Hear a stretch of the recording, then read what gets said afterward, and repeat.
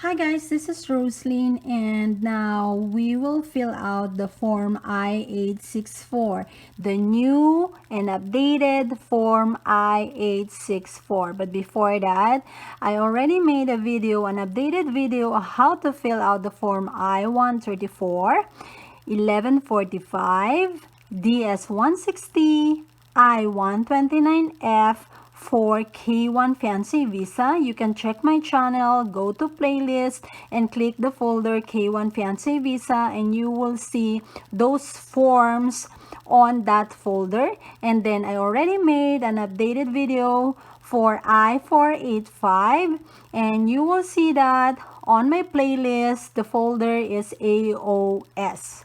All that forms are updated.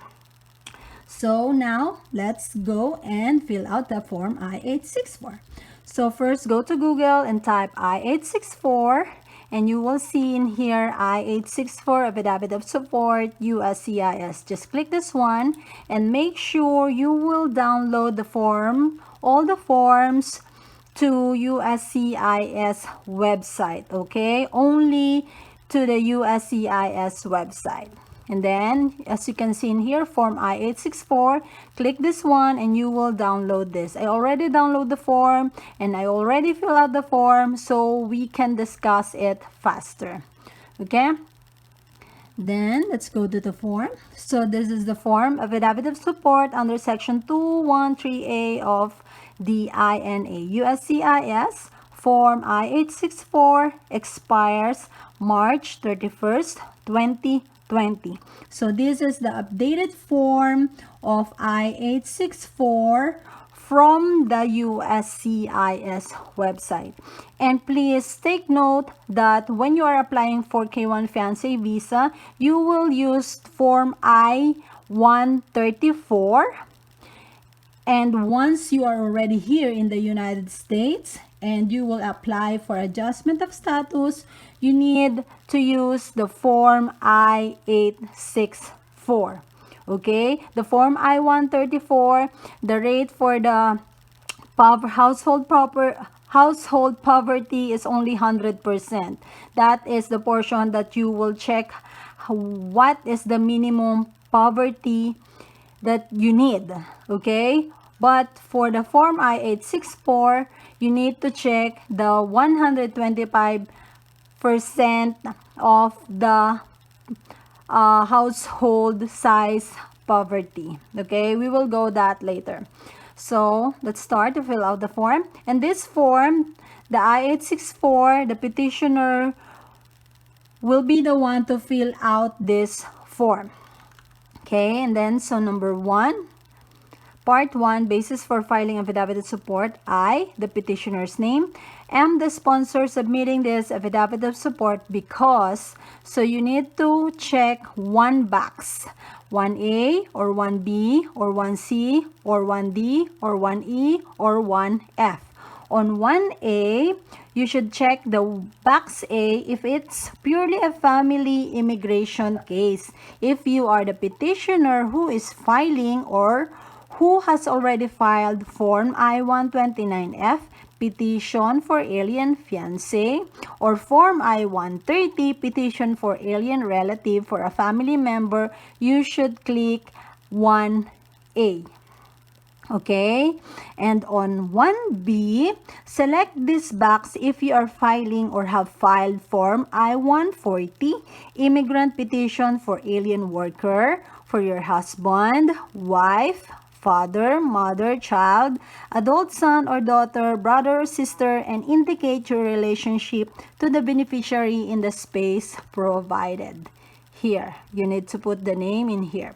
And then on 1C, select this box if you have an ownership interest of at least 5% in a business, corporation, or any other entity that filed or is filing Form I-140 for your husband, wife, father, mother, and indicate the name of the business you have an ownership interest in and your relationship to the beneficiary in the spaces provided.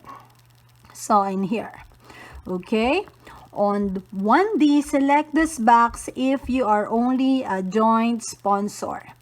And 1E, select this box if you are either of two joint sponsor, first or second of two joint sponsor. And 1F, select this box if you are the substitute sponsor. A substitute sponsor is a sponsor who is completing Form I-864 on behalf of an intending immigrant whose original Form I-130 petitioner has died after the Form I-130 was approved, but before the intending immigrant obtained the lawful permanent residence. The substitute sponsor must be related to the intending immigrant in one of the following ways. So, spouse, parent, mother-in-law, father-in-law, sibling, child at least 18 years of age, son, daughter, son-in-law, daughter-in-law, brother-in-law, sister-in-law, grandparent, grandchild, or legal guardian. The substitute sponsor must also be a U.S. citizen, lawful permanent resident, or U.S. national. If you are a substitute sponsor, you must sponsor each intending immigrant. Okay? So, since Marcus is my petitioner, so he needs to click the 1A. Okay? And then next, note, if you are filing this form as a sponsor, you must include proof of your U.S. citizenship, U.S. national status, or lawful permanent resident status. So, meaning, the petitioner should include like passport or driver's license that prove that the petitioner is a U.S. citizen or a lawful permanent resident. So, identification. Okay?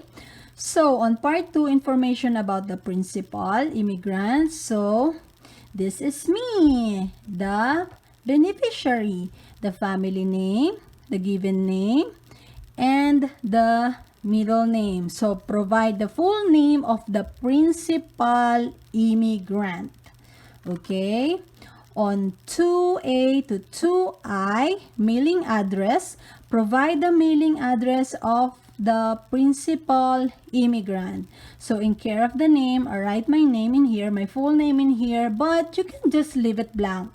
It doesn't matter.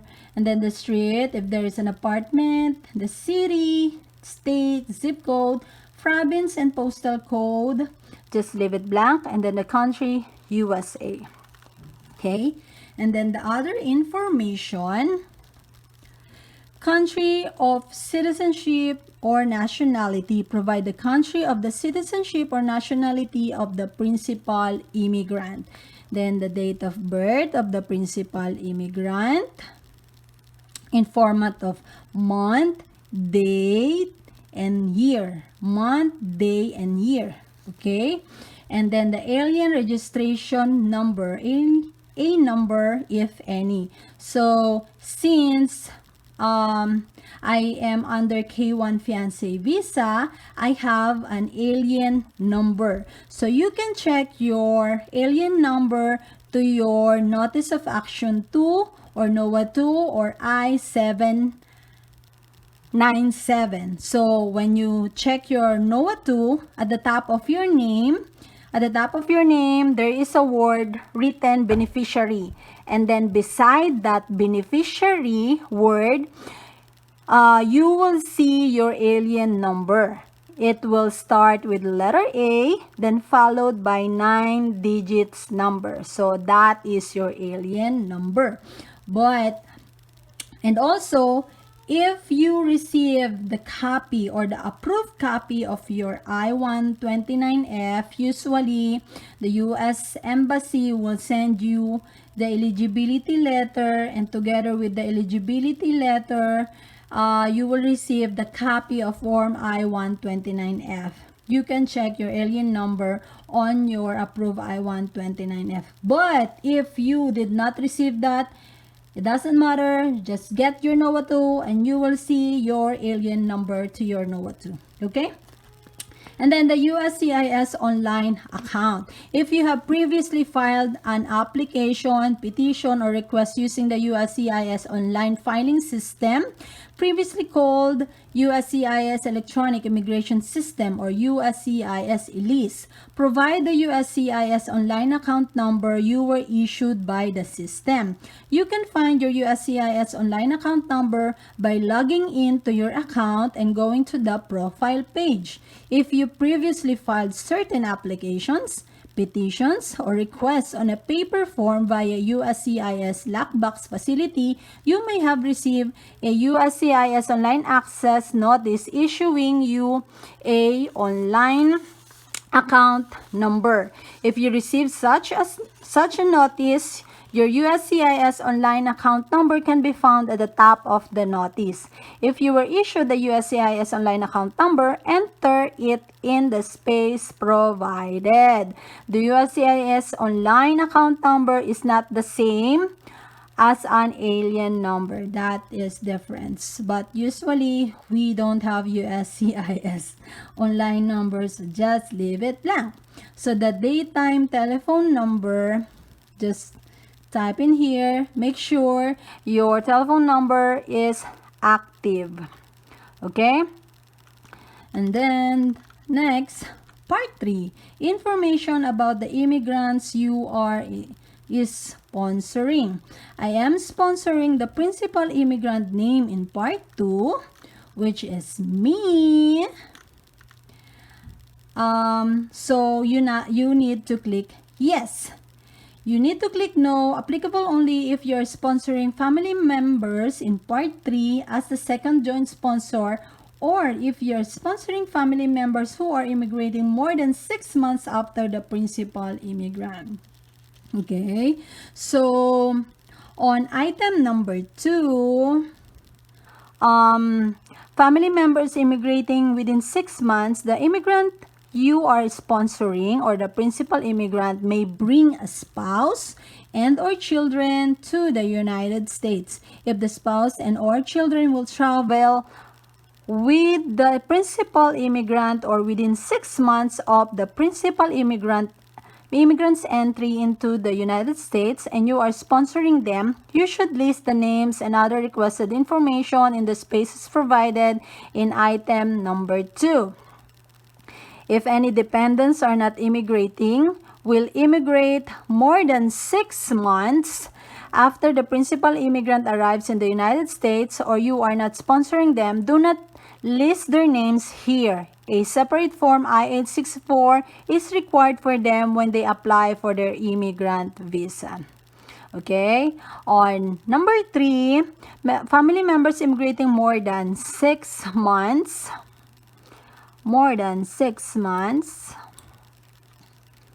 After the principal immigrant, if you are filing this Form I-864 for the principal immigrant's family members who are immigrating more than 6 months after the principal immigrant, you should list the names and other requested information in the space provided in item number 4A to 28, which is this one up to here, 28.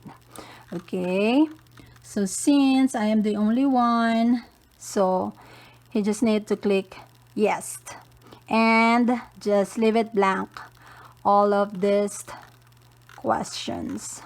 Okay, and go to part 3. Information about the immigrants you are sponsoring.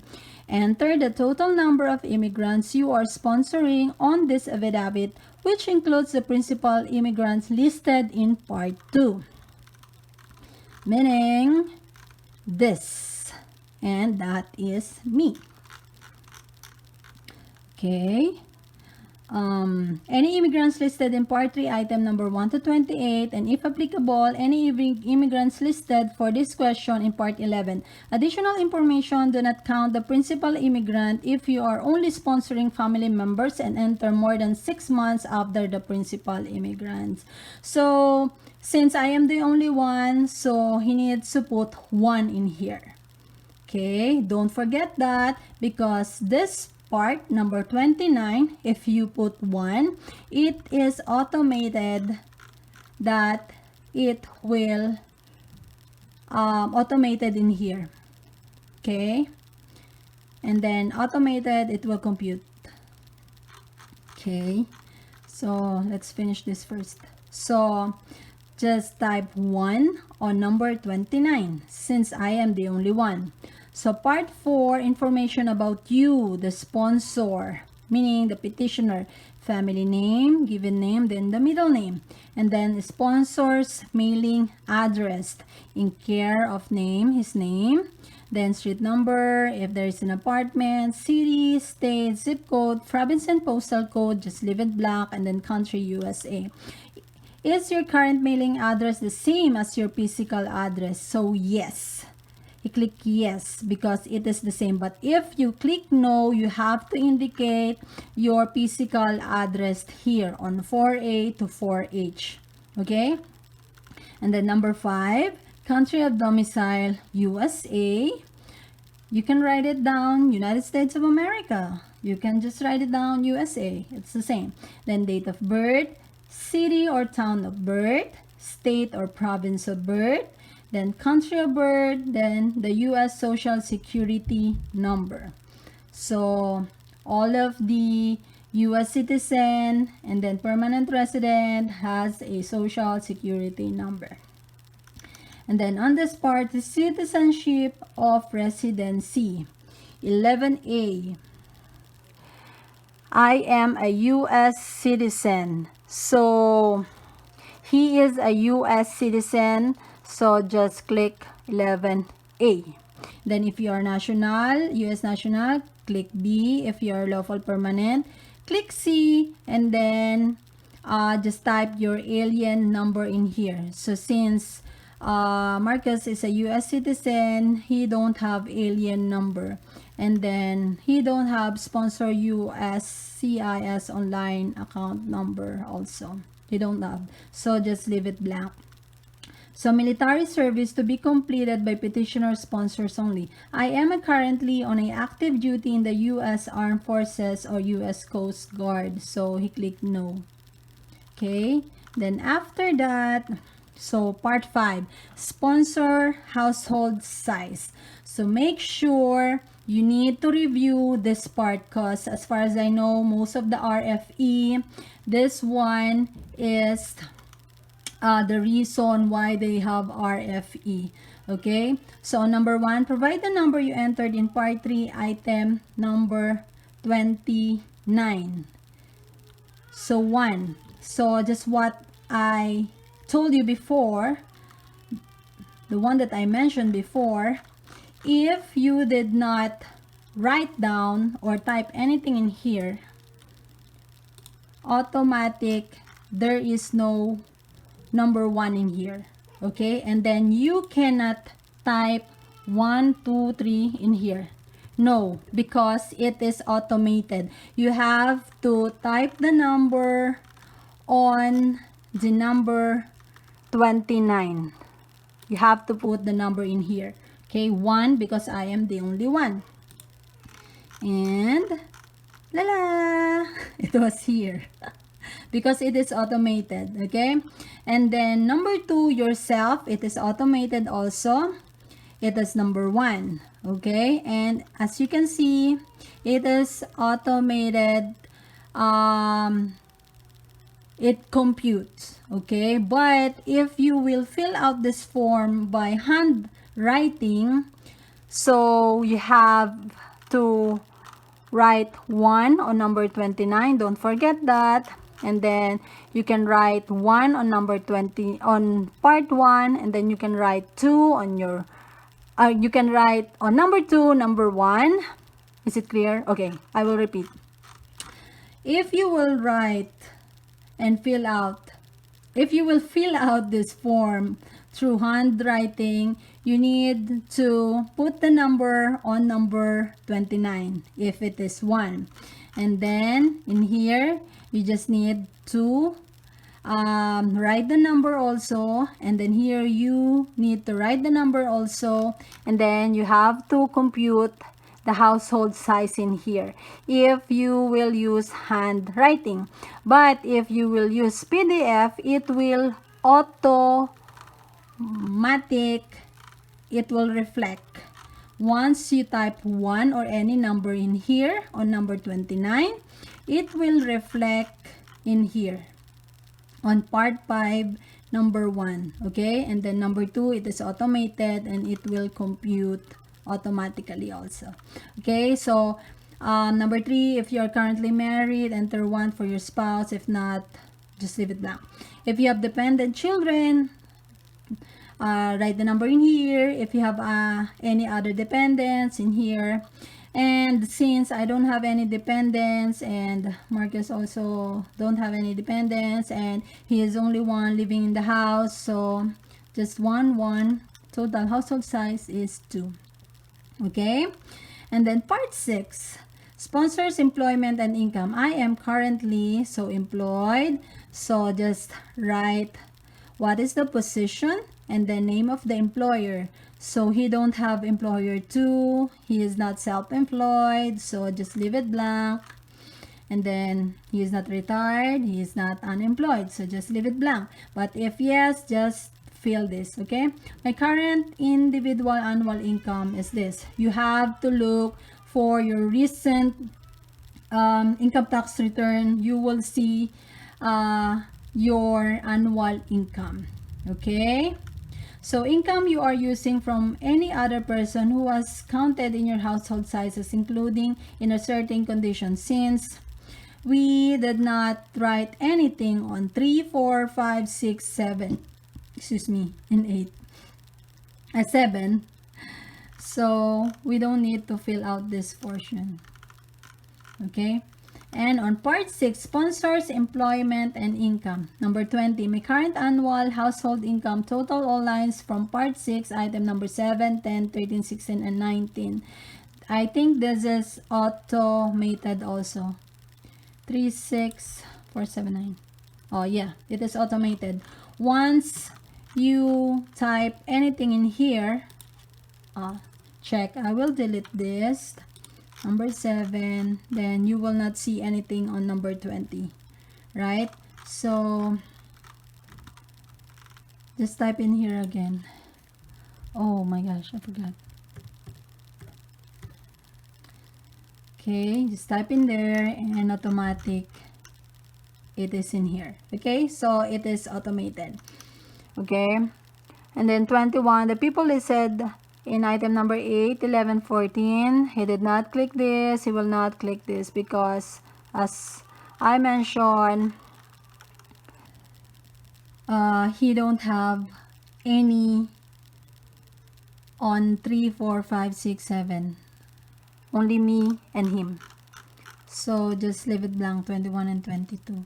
Okay, so number 23A, have you filed a federal income tax return for each of the 3 most recent tax years? So click yes, and if not, just click no. Note, you must attach a photocopy or transcript of your federal income tax return for only the most recent tax year. So meaning, you click yes. So once you send this form, you need to attach your income tax return or transcript of your transcript of records of your federal income tax most recent year. So meaning this year is 2018, you need to submit 2017 transcript of your federal income tax. Okay, so on 23B, this is only optional. You can submit the 3 most recent tax years, or what I mean is the second and third most recent tax years, and you can just ignore this. Okay, but if you have a copy of your tax returns second and third most recent years and you want to submit that, just click this 23B, and you need to write here the tax year 17, 2016, 2015, and how much is the total income for these years. Okay, but this is only optional. But as for me, when I submit my adjustment of status and I submit this I-864, I also submit the 3 tax year, the second and third most recent tax year. Okay, then 25, no, I was not required to file federal income tax. Okay, just ignore that. But if this is applicable to you, if you did not file, you need to submit a supporting documents for this, okay? And then part 7, if your income or the total income for you and your household from part 6, item number 20, this one, or 24A or 24C exceeds the federal poverty guidelines for your household size, you are not required to complete this part 7. So skip to part 8. So since his annual income is 36,749, he don't need to fill out this part 7. So you need to check the household size poverty guidelines. So just go to USCIS website and then check the household size poverty guidelines. As what I mentioned before, when you're filing your adjustment of status, filling out the form I-864, you need to use the 125% of household size poverty guidelines. So since only me and Marcus, I need to check number 2, household size 2, and then the 125% is 20,575, which means that his annual income is bigger than the household size poverty guidelines, meaning he passed the household size poverty guidelines. So he don't need to submit, he don't need to fill out the form, the part 7, okay? So when you're filling out the form I-864, you need to check the household size poverty bracket, so you will know if it is enough or not, if you need a joint sponsor or not, okay? And then after that, so this one is continuation. So part 8, sponsor, contract statement, and contact information, declaration, certification, and signature.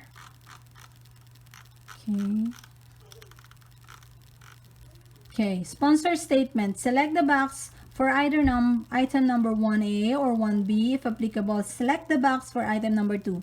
So 1A, I can read and understand English, and I have read and understand every question and instructions on this affidavit and my answers to every question. So click 1A, okay?